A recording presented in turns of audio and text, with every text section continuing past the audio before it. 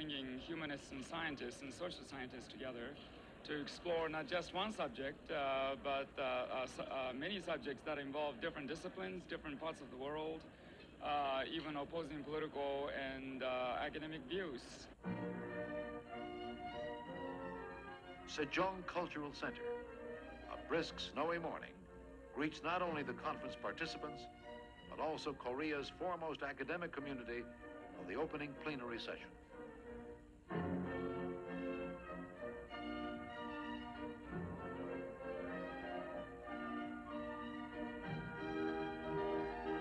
Good morning. Also, Oshipsho. Welcome to Korea. My name is Neil Salonen, and it's been my privilege to serve as the Secretary General of this 10th ICUS conference. This 10th ICUS conference represents a celebration in many ways to us. ICUS began with a small conference of 20 participants representing 8 nations in New York. A grand idea under the inspiration of Reverend Moon, which few who attended at that time would have believed could have grown as ICUS has to a conference of this size this year. At this time, really to begin our program, I would ask you to join me in welcoming the man who will introduce our founder, Dr. Rubinstein.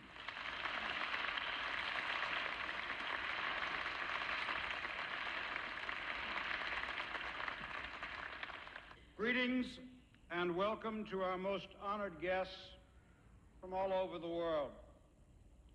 It is my high privilege this morning to introduce the founder of the International Conference on the Unity of the Sciences, the Reverend Sung Myung Moon, to the participants and observers of ICUS 10, the first to be held in his native land. With his unique gifts, he has united the private and the public dimensions of religious life and concern, as he has daringly and imaginatively utilized the very power of technology to serve as a force for healing the ruptures in the individual and the body politic created by our permanent revolution. Instead of retreating within the history and tradition of his own nation in the face of the technological revolution, he has sought to utilize the histories, traditions, and experiences of all peoples, both Eastern and Western, to foster a new vision of the spiritual unity of mankind. As we gather together as his guests in his native land to hear his message, it is my very great honor to present him to you, the most honored and revered teacher, the Reverend Sung Myung Moon.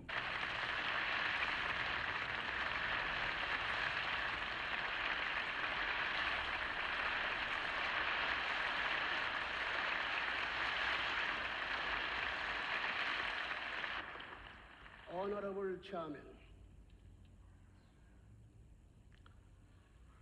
Committee Chairman, distinguished professors, and ladies and gentlemen, I am deeply grateful that you have come to Korea to attend the 10th International Conference on the Unity of the Sciences. He went on to speak about the serious confrontation of the upper and lower classes on the worldwide level. The most probable way to solve this problem is to unite the upper and lower classes through the Asian people who would act as a mediator between the white Euro-American societies and the black and brown peoples of Africa and Latin America. In order for this to take place, a new worldwide civilization must emerge, uniting East and West.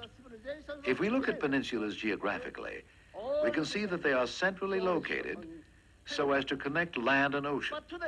In the past, new civilizations have always significantly flourished on peninsulas. As the new Pacific civilization emerges, it is evident that the center of the new culture will be the Korean Peninsula, where the Eastern and Western cultures are merging. As a conclusion, I would like to make a proposal. It is to construct a Great Asian Highway Zone, which would run through the China, Korea, and Japan, and then eventually link the world by constructing a great free world highway to connect the whole world. This highway would be the great international highway around which freedom is guaranteed. And it would go through mainland China, crossing the Korean Peninsula, from north to south, to an underwater tunnel to bridge to Japan, and moving north through the entire Japanese island. That's by uniting the Asians, it would eventually become possible to connect the upper and the lower classes of the world with the yellow peoples serving as a mediator. Thus, through completing the unrestricted Asian highway and realizing the historically long cherished ideal of joining the upper and the lower classes, a great migration of the yellow peoples will come about, with Asia as its starting point, by establishing a realistic, unified economic sphere, and connecting the East and the West in the new civilization. The peace of the new world can be realized. Centering on the God's love, which is the absolute value. I sincerely hope that all you distinguished participants from all over the 100 countries of the world who are participating in this memorable international conference on the unity of the science here in Korea will have deep insight into these matters and will offer concrete cooperation regarding them. Thank you very much.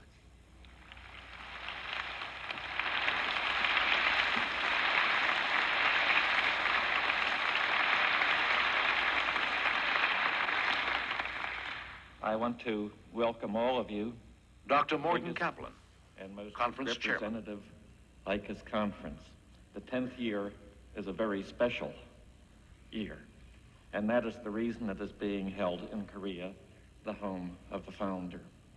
The idea that science and values lay in two different and competing areas is one of the most disastrous that has characterized the 20th century. Here, under the founder's vision, we attract people who are like-minded, not with respect to our concrete views on foreign policy, development, government organization, but like-minded in that we recognize the intimate relationship between so-called facts and so-called values, which are merely different aspects of human transactions with the world. Dr. Ulf von Euler, Conference Vice Chairman. Well, Korea has given us a warm and friendly welcome. The conference will convene for a period of 4 days. In order to cover the greatest range of topics, the conference is divided into 5 committees, each dealing with different aspects of this year's theme. Each committee is chaired by a noted scholar in his field of research. We will treat the present. Committee 1, Concern ourselves Comparative with Development, the present, chaired by Mr. John Golden, president of the consulting firm Quarry Hill Limited. Judgment or The general theme of Committee 2 Committee 2, is the role Technology and Society in Transition, shaping chaired by Dr. Alvin Weinberg, director of the Institute of Energy Analysis, Oak Ridge, Tennessee. The future of science and technology. Committee 3, It will affect The Future of Technology and Society, chaired by Dr. Kenneth Mellenby, Director Emeritus, Monk's Wood Experimental Station, England. About the East, especially Japan and Korea, but Committee also 4, the ASEAN nations. Transformations of the Individual in Society, Singapore. chaired by Dr. Richard Are Rubenstein, approaching equality, Distinguished Professor of Religion, technologically Florida State speaking. University. but also the opportunity to examine Committee 5, our consciousness. Transformations in Consciousness, chaired by Dr. Carl Pribram, Professor of Neuroscience, Stanford University. Ladies and gentlemen, Special guest speaker, I Dr. Tae-hwan Shin, President of the National Academy of Sciences in Korea. And privilege to be afforded this opportunity to present some welcoming comment to such a distinguished gathering of scholars as have assembled here this morning. Welcome to Korea.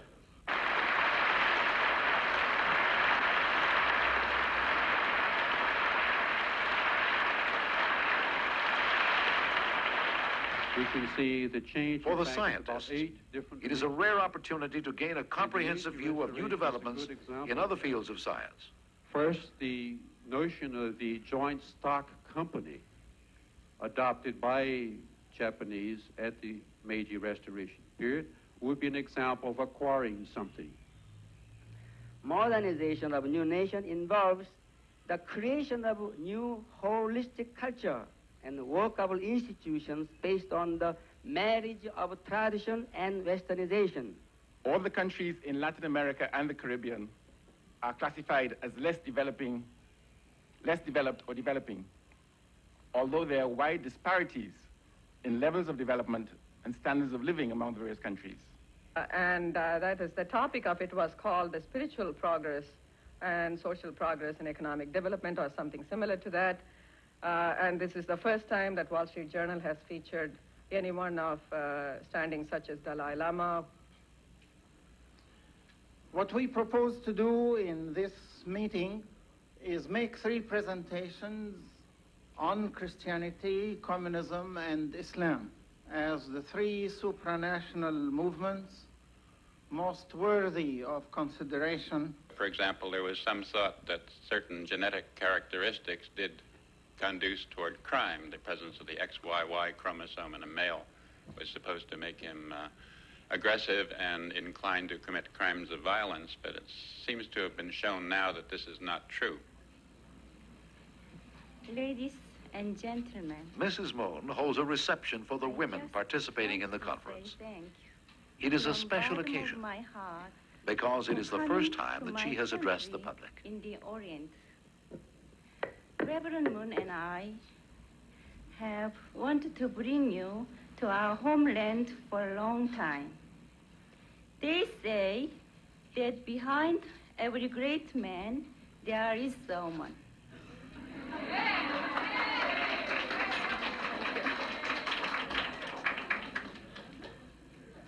In this sense, I respect you all very much. You have made your husbands successful. You have helped them create many things to help mankind. I also try to be a wonderful helper for my husband, Reverend Moon. But it is hard because, as you know, his ideas and goals very high. Sometimes I wonder how good a job I am doing to help my husband.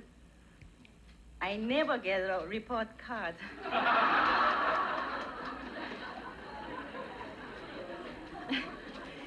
If you have a chance to ask him, please do so and let me know his answer.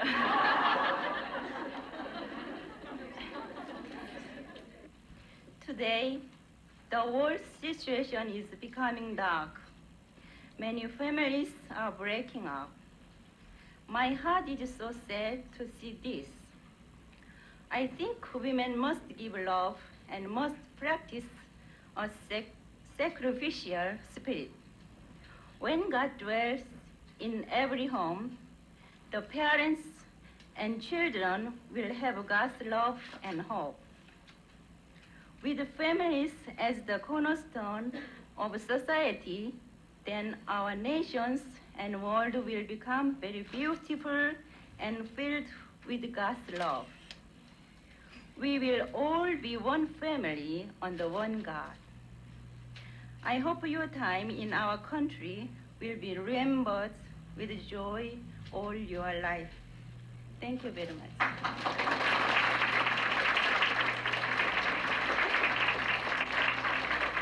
The International Conference on the Unity of the Sciences. The conference has all too quickly come to a close, considering the complexity of the issues covered during the 4 days. At the closing plenary session, the chairman give a report of their committee's findings. Based upon the Reverend Moon's founder's address, Dr. Kaplan presents a resolution for ratification by the participants. For communication amongst the various social and natural sciences. Be it resolved that we, first of all, express our heartfelt appreciation and recognition to our founder, the Reverend Sun Myung Moon, whose vision and commitment have inspired this conference. And be it further resolved that on this occasion, we scientists and scholars commit ourselves to the common task of bettering the well-being of mankind. Be it further resolved that as an expression of our desire to end human suffering, we applaud the spirit of Reverend Moon's proposal outlined in his founder's address that led to his conception of an international highway to link people together and to realize the future peace of the world. I hope that we have your support in this.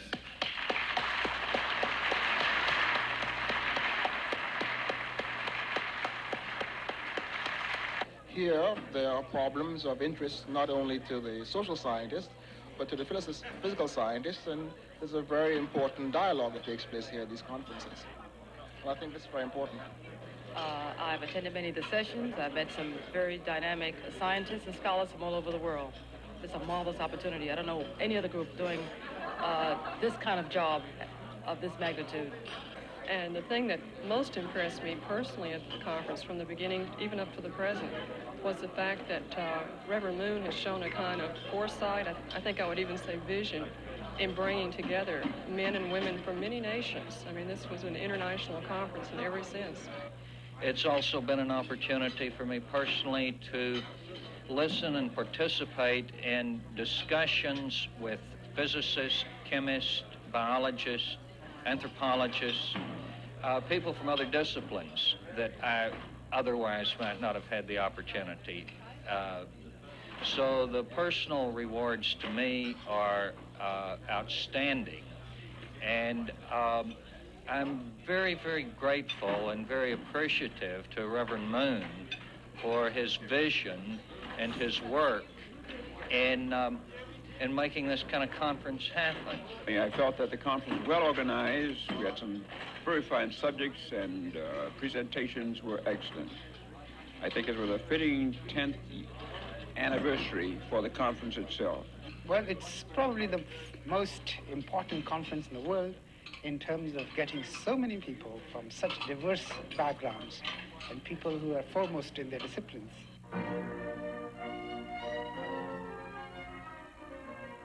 The final event was held at the Little Angels School of the Arts. The Little Angels, founded by the Reverend Moon, are originally a children's Korean folk ballet troupe, world famous as ambassadors of peace and goodwill.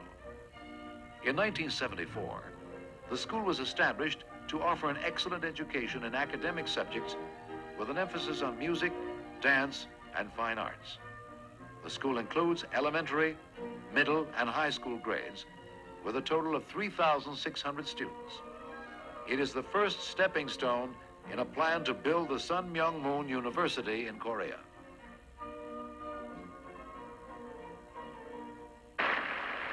The farewell banquet, hosted by the Reverend and Mrs. Moon, coincided with the grand opening of the Little Angels Performing Arts Center.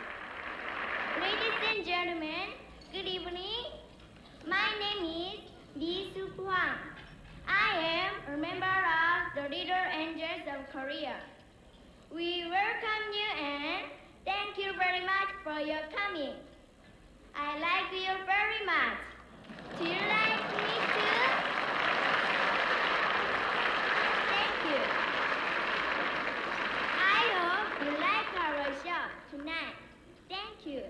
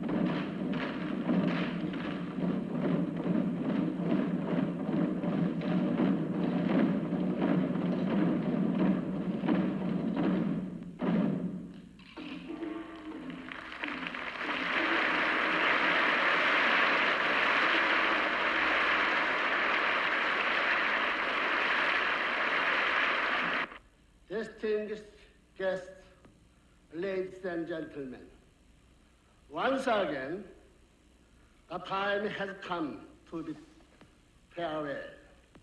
More so than in other years, I feel that time has gone too quickly. I hope you all enjoyed our 10th conference in Korea. Thank you. Korea is coming up tourist paradise, and I am planning to build some resort here. Why? Because I want you to come to live here when you retire. Thank you. Once you retire in Korea, you will live a long time.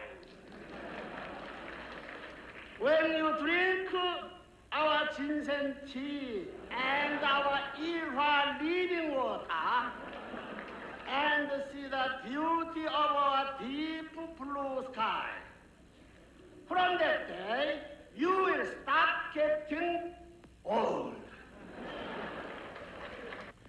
Our ICOS conference is now 10 years old.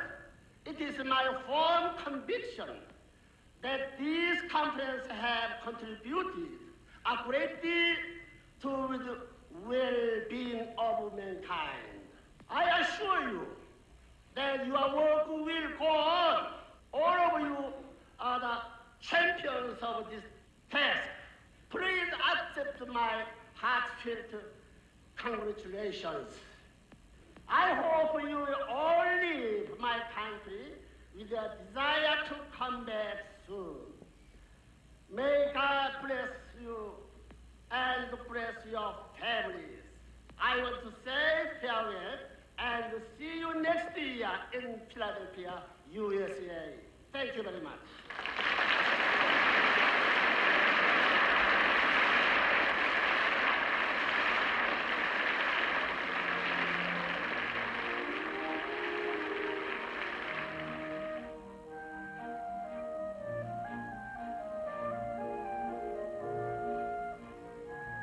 In the history of scientific development, there has never been a more crucial time concerning the future of the world. For the common man to the most brilliant scientist, it is evident that we are in need of lasting solutions to the world's pressing problems. The responsibility does not fall on one nation or people alone. It must be a united and sustained effort, transcending racial, national, and philosophical barriers, utilizing the full spectrum of scientific knowledge for the prosperity of all. In the past 10 years, the International Conference on the Unity of the Sciences has emerged as a hopeful phenomenon, providing scientists and scholars with the opportunity to meet together and explore the solutions to the problems facing our world today.